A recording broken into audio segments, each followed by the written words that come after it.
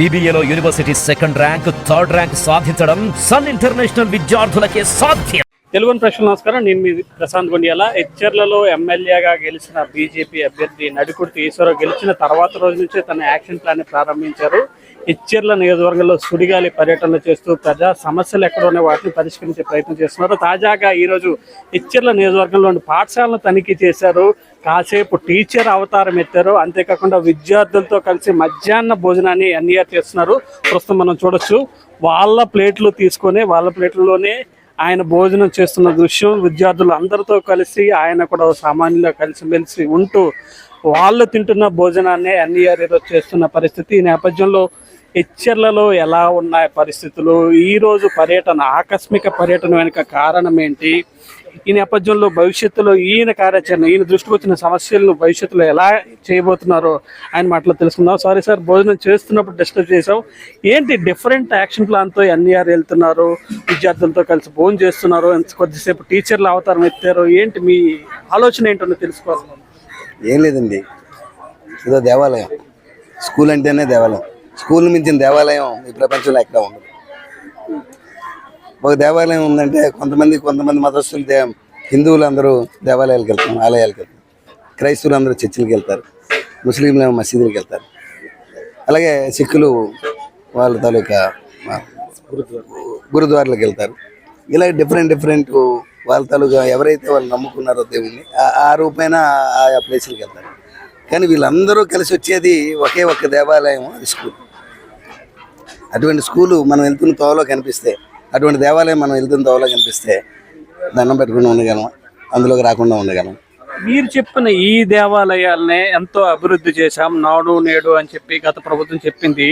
ఈ రోజు మీరు అన్ని పరిశీలన చేశారు. గతంలో కూడా మీ దృష్టికి కొన్ని సమస్యలు ఉన్నాయి. ప్రస్తుత పరిస్థితులు ఏ విధంగా ఉన్నాయంటే ఎన్ఈఆర్ ఏమని చెప్తారు? నాడు నేడుతో వీళ్ళు ఒరిగింది ఏమీ లేదు. కేవలం రంగులు రాసి వాళ్ళ కార్యకర్తలు డబ్బులు తీసుకున్నారు తప్పించి స్కూల్లో ఒక ఇన్ఫ్రాస్ట్రక్చర్ చూస్తే ఏది ఒక కొత్త ఇన్ఫ్రాస్ట్రక్చర్, ఒక టేబుల్ కానీ ఏది కూడా అక్కడ కొత్తది ఏమీ కనిపించదు. కేవలం రంగులు రాశారు. రంగులు రాసిన దగ్గర రంగులు రాసి వాళ్ళు ఏదో మార్పులు చేసాం నాడు నేడు అని చెప్పి వాళ్ళ కార్యకర్తలకి డబ్బులు ఇచ్చారు తప్పించి నాడు నేడు వల్ల ఏ స్కూల్లో కూడా ఎక్కడ ఒరిగింది ఏమీ లేదు. ఇదంతా వాళ్ళ కార్యకర్తలు జేబులు నింపడానికి చేసిన ప్రోగ్రాం. ఇప్పుడు ఎలా ఉన్నాయో 2019కి ముందు ఎలా ఉన్నాయో స్కూళ్ళు, ఇప్పుడు అదే పరిస్థితి. ఇంకా దారుణం ఏంటంటే అప్పుడు స్కూల్ నీట్గా ఉండేది. ఇప్పుడు ఈరోజు కూడా స్కూల్లో ఒక్కొక్క దగ్గర ఈ స్కూల్ చాలా బాగుంది, ఒక్కొక్క దగ్గర కొంత చెత్త పేరుపోయి ఉంటుంది. ఏంటి కారణం అంటే అక్కడ ఉన్న సిబ్బందికి, స్కూల్ మెయింటెనెన్స్ సిబ్బందికి జీతాలు ఇవ్వట్లేదు. 6-7 నెలలు పెట్టి జీతాలు లేవు. ఈవెన్ ఈ వంట వండే రైస్ ఇచ్చే వాళ్ళకి కానీ పేమెంట్లు ఇవ్వట్లేదు 6-7 నెలలు పెట్టి. కొన్ని స్కూల్లో మెటీరియల్ రావడం కూడా కష్టం అవుతుంది. గ్యాస్ రావడం లేదు, కర్రల పొయ్యిల మీద వండుతున్నారు, గ్యాస్ దొరకట్లేదు. ఇటువంటి పరిస్థితులన్నీ కూడా చూడవస్తాం. నాడు నేడు అంటే ఇది పరిస్థితి. రోజు రోజుకి దిగజారుతున్నాయి కానీ పెరిగే పరిస్థితి లేవు. ఇప్పుడు తప్పనిసరిగా చంద్రబాబు నాయుడు గారి నాయకత్వంలో, నరేంద్ర మోడీ గారి నాయకత్వంలో తప్పనిసరిగా స్కూల్కి మనం విద్యకి పెద్దపీట వేస్తారు. ఈ ఎడ్యుకేషన్ అనేది డైరెక్ట్గా మన యువనాయకుడు లోకేష్ బాబు గారి అండర్లోనే ఉంది కాబట్టి తప్పకుండా ఎడ్యుకేషన్ పెద్దపీట వేద్దామనే ఉద్దేశంతోనే ఆయన ఈ శాఖను తన దగ్గర ఉంచుకొని డెవలప్ చేస్తున్నారు. తప్పకుండా రాబోయే సమయంలో తప్పకుండా స్కూళ్ళన్నిటికీ కూడా ఉపాధ్యాయులు చాలా మంచి ఉపాధ్యాయులు ఉన్నారు. ఉపాధ్యాయులు అంతా మంచి ఫ్యాకల్టీ, చాలా బాగా చెప్పగలిగిన ఫ్యాకల్టీ. కానీ వాళ్ళకి తగ్గ ఇన్ఫ్రాస్ట్రక్చర్ మనం ఇవ్వలేకపోతున్నాం. ఇస్తే ఈ మట్టిలో ఉన్నటువంటి మాణిక్యాలను తయారు చేయడం. ఈ నేపథ్యంలోనే ఈ నాడు నేడు దీంట్లోనే మధ్యాహ్న భోజనం గురించి ఎక్కువగా మాట్లాడుకుంటారు. మీ గవర్నమెంట్ వచ్చుండొచ్చు గాక కానీ మెను అన్నది వాళ్ళదే అమలు అవుతుంది. ఈ నేపథ్యంలో మీరు ఆల్రెడీ మధ్యాహ్న భోజనం టేస్ట్ చేశారు. ఎన్ఈఆర్ మెనూ పైన కానీ, క్వాలిటీ పైన కానీ, క్వాంటిటీ పైన కానీ సాటిస్ఫైగా ఉన్నారా? ఎలా ఉంది పరిస్థితి? ఇప్పుడు మీరు టేస్ట్ చేశారు. మెనూ కోసం నేను చెప్పట్లేదు, కానీ ఈరోజు వండిన ఫుడ్ వరకు బాగుంది. ఫుడ్ అంతా బాగానే ఉంది, వాటి కోసం చెప్పట్లేదు. ఇక మెనూ అంటారా, అది విద్యాశాఖ వాళ్ళు చూస్తారు. ఎంఈ వాళ్ళు ఎట్లా దాని పిల్లలకు అనుగుణంగా వాళ్ళకి ఏం కావాలనేది వాళ్ళకి పెట్టాలి.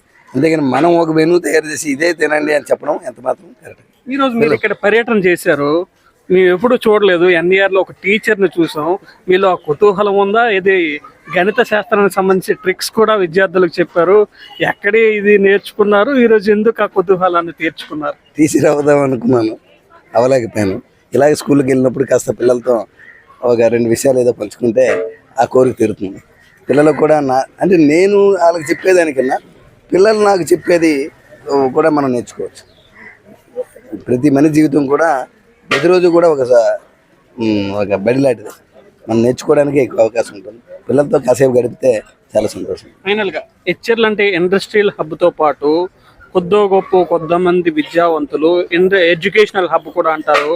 యూనివర్సిటీ ఉంది, కొన్ని రకాల ప్రత్యేకమైన పాఠశాలలు కూడా ఉన్నాయి. ఈ ఎడ్యుకేషనల్ హబ్గా పిలువబడుతున్న హెచ్ఆర్లని మరింతగా ముందుకు తీసుకెళ్లేందుకు ఎన్ఈఆర్ దగ్గర ఉన్న యాక్షన్ ప్లాన్ ఏంటి?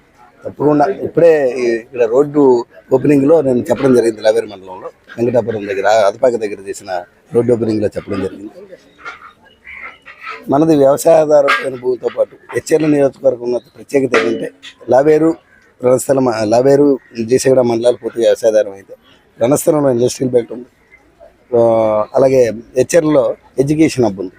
అక్కడ ఒక IIIT ఉంది, ప్రఖ్యాతిగాంచిన IIIT ఉంది, అంబేద్కర్ యూనివర్సిటీ ఉంది, శివాని ఇంజనీరింగ్ కాలేజ్ ఉంది, వెంకటేశ్వర ఇంజనీరింగ్ కాలేజీలు ఉన్నాయి. ఇంకా చాలా మటుగా కాన్వెంట్లు స్కూళ్ళు ఉన్నాయి. అలాగే మన దగ్గర రణస్థలంలో ఇది NIS స్కూల్ ఆఫ్ ఎక్సలెన్స్ ఉంది. ఇవన్నీ కూడా తప్పకుండా భవిష్యత్తులో వీటిని డెవలప్ చేస్తాం. ఇంకా ఒకప్పుడు మేము చదువుకునేవాళ్ళంటే విజయనగరం వెళ్ళి చదువుకోవాలి. విజయనగరం ఎడ్యుకేషన్ ఎక్కడ కావాలంటే విజయనగరంలో ఉంది, విజయనగరంలో చదువుకున్నాం.